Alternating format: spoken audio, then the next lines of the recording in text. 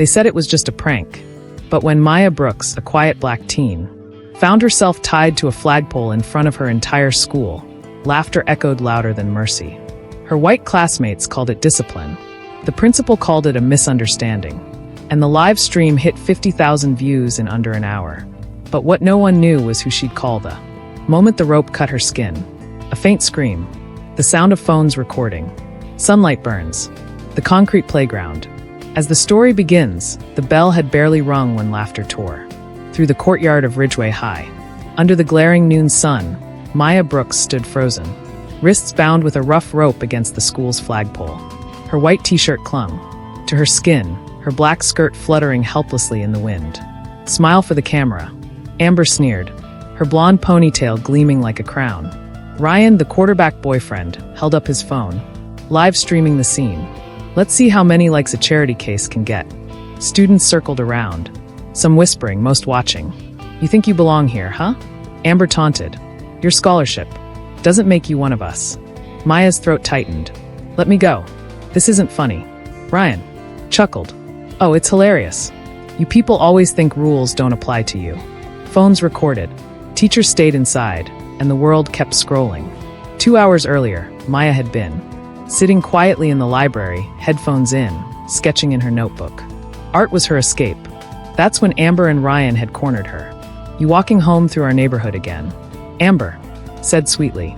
"You should know your place, Brooks." Maya ignored them, but Amber's hand shot out, ripping the page from her notebook. It was a charcoal portrait of her late mother. "Who's this? The maid?" Amber laughed and crumpled it. That was the moment something in Maya broke, but she stayed silent. She'd promised her father to never cause trouble, to never reveal who he really was. Now, tied to the pole, that promise burned inside her like fire. The rope bit deeper into her wrists. Sweat rolled down her arms, mixing with blood. Somewhere behind the crowd, she heard a small voice, her friend Lily whispering, "I'll call someone." Maya lifted her head, eyes glassy but steady. "What would you do?" she murmured. "If this happened to your daughter," Amber's smirk widened. "Don't make it about race, Maya. You just don't fit in." "Yeah," Ryan added, stepping closer. "This school's for people with real families." The words landed harder than the sun. The crowd snickered. One boy threw a water bottle that burst at Maya's feet.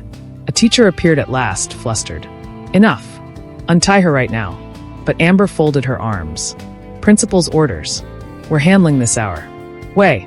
She started it. The teacher hesitated. The fear in her eyes said it all. Amber's father was the town mayor. Maya's vision blurred, the rope cutting her skin raw. Her heart pounded. Thump, thump, thump, as if counting down to something inevitable. Then a black SUV screeched to a halt. At the school gate, the engine cut and silence rippled through the courtyard. A tall man in a gray suit stepped out, his presence commanding enough to steal the air. He walked toward the pole. With unhurried steps, eyes locked on his daughter. "Who did this?" His voice was low, almost calm. "No," one answered. Ryan stammered. "It was just a joke, sir." The man turned slightly. "You think tying a child to a pole is a joke?" He reached into his jacket and flashed a badge. "Not police. Not federal state organized crime task force." The whispers began. "Isn't that Marcus Brooks?"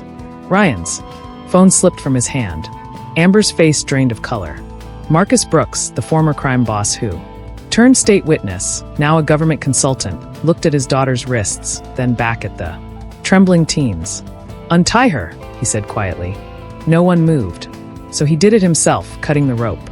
With a flick of his pocket knife, Maya slumped forward, and he caught her gently. "It's over, baby." Then he turned to the principal, who had just arrived, sweating and speechless. "Call every parent in this school right now and tell them what kind of lesson their children are teaching." Amber tried to protest. "My dad." Marcus's gaze silenced her. "Your father will be hearing from me before sunset." The crowd fell into a stunned hush as officers, real ones, arrived moments later. Amber and Ryan were led away, their phones confiscated as evidence.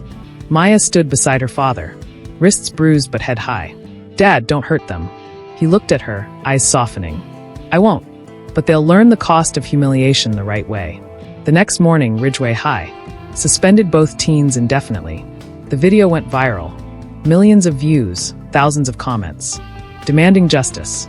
Maya returned to school a week later. She walked past the same flagpole, its base still stained with the rope's fibers. This time, students stepped aside respectfully. Some even nodded. She smiled faintly. "You can't teach respect through fear," she whispered, "but you can make them remember why kindness matters." And as she walked toward the doors, the flag above her caught the morning light, not as a symbol of shame, but of a fight finally won. If you like this story, kindly thumbs up, and thanks for watching, and see you in the next video.